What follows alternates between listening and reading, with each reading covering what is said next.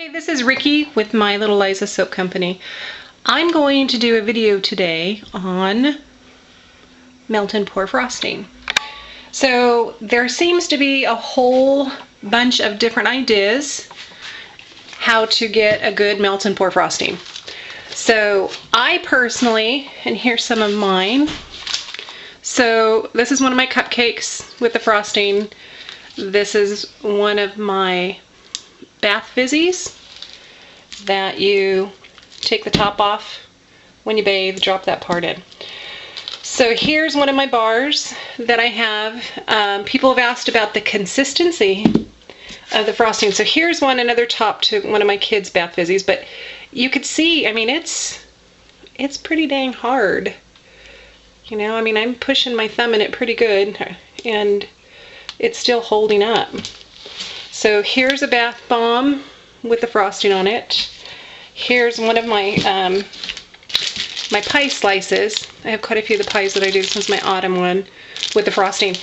I have both out. I have Crafter's Choice Foaming Bath Whip, and I have Essentials by Canalita. All I use are these three: the Bath Whip, the liquid hand soap, and melt and pour frosting. In the past, I have used meringue powder with the Bath Whip and the glycerin. So what I want to do today is, I've heard myths that you can use hand sanitizer, and all I have is green, so we're going to have to figure out what to do with that, or cornstarch.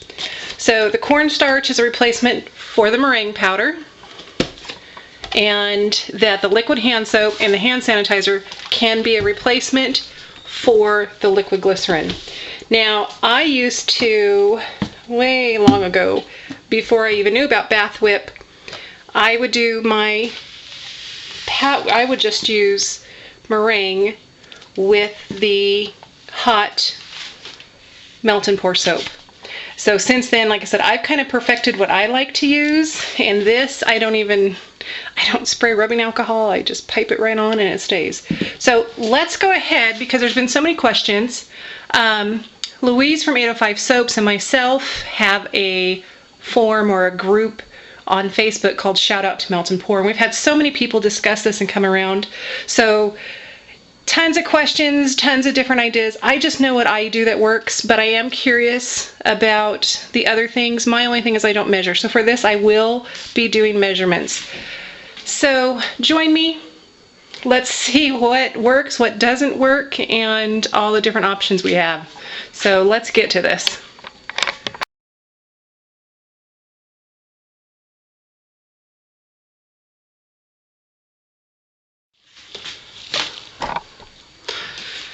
Okay, so here is 2 cups. Let me move this out of the way. Here is 2 cups of melt and pour.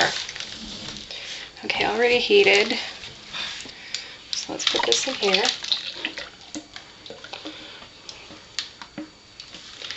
And we're going to go with my regular recipe, which is 2 cups melt and pour. Let me see where you guys can see here.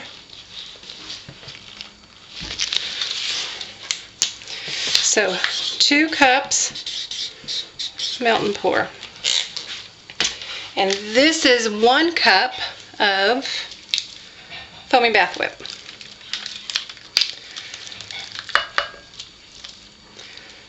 Oops.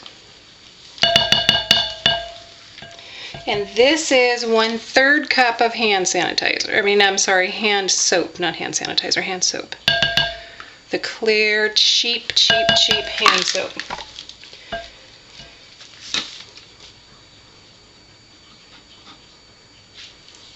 So I'm going to mix it, except my mixer won't reach.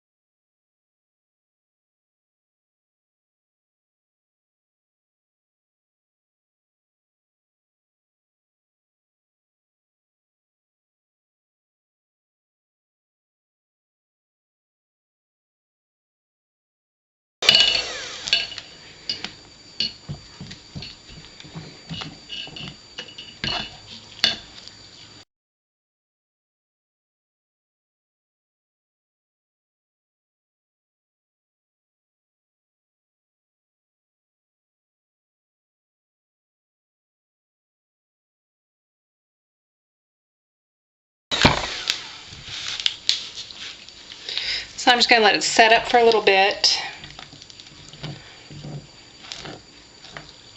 And it does get thicker as it sits. I'm sure it's the melt and pour starting to go back down. Even though it doesn't feel very hot, it does take a little while for it to cool back down. Now you can see if we put in 2 cups plus 1 cup and then a third, we should have 3 1/3. But when you whip it, it gets quite a bit more consistency. So this is almost 8 cups.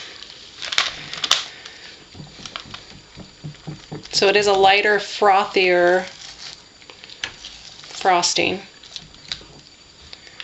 Like I said, this is the one that I use. This is the one I like. I keep going back. I think that economically it's cheaper because you're not paying for the meringue.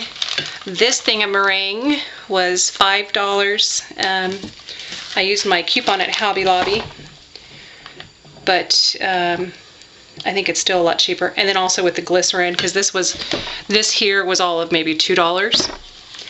So all in all, when it breaks down, it's just soap, and we're going for look and texture and how things hold up. So I don't think we need to be putting a lot of money into it.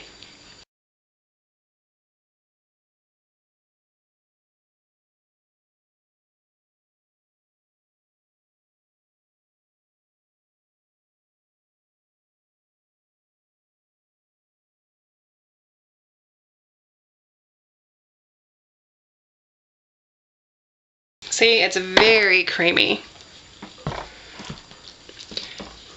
And I think that with the this recipe that I use also, you have a little bit more time before it sets up like you do with the meringue. The meringue does set up fast. I don't think it gets any harder than this recipe here. So see how this is literally just like frosting.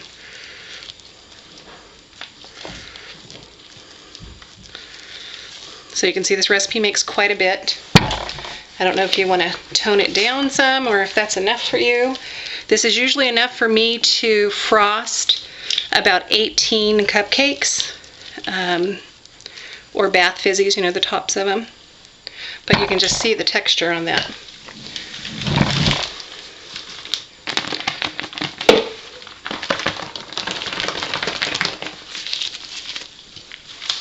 Now I don't know what you guys can see, so let me double check where we're at.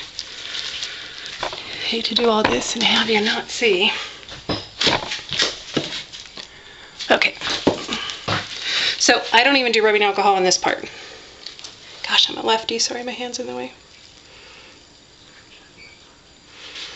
But I do spray alcohol on my embeds still.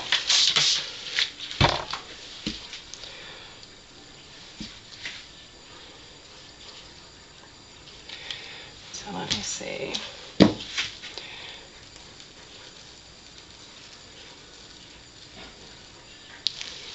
And honestly, this is a little creamier than what I normally do. So we will let it sit and see. See, mine doesn't normally fall off like that. But the good thing about this is, if you're not happy with your frosting, pull it off. See how easy it comes off? So I almost have too much in this bag and I'm having a hard time.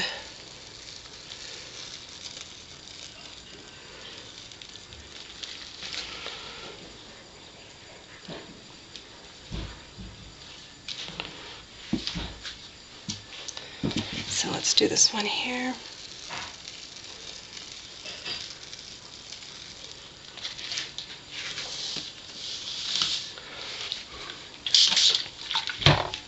Like I said, I don't spray the frosting, but I do spray the embeds going on.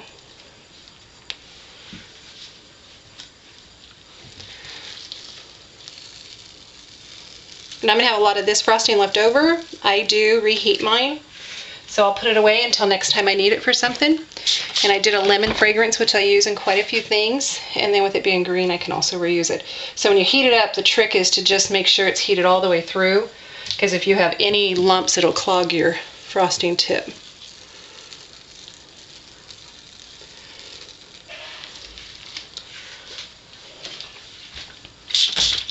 So I think what we should do after this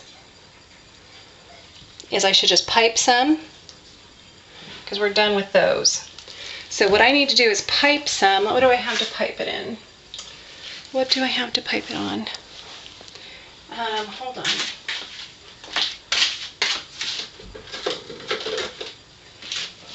Here, we'll just use one of the oval molds. So let's pipe it on here.